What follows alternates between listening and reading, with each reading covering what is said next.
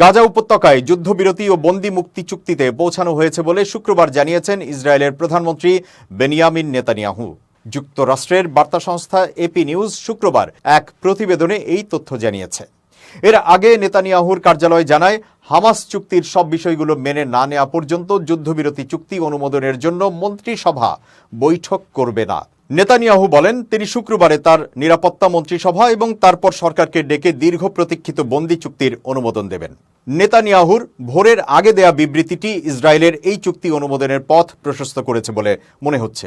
এই চুক্তির মাধ্যমে গাজা উপত্যকায় চলা দীর্ঘদিনের সংঘর্ষ সাময়িকভাবে বন্ধ হবে এবং হামাসের হাতে আটক পণবন্দীদের ইসরায়েলে বন্দী থাকা ফিলিস্তিনি বন্দীদের বিনিময়ে মুক্তি পাবে। চুক্তির ফলে লাখের অধিক বাস্তুচ্যুত ফিলিস্তিনি গাজায় তাদের ধ্বংস হয়ে যাওয়া ঘরের অবশিষ্টাংশে ফিরে যাওয়ার সুযোগও পাবে।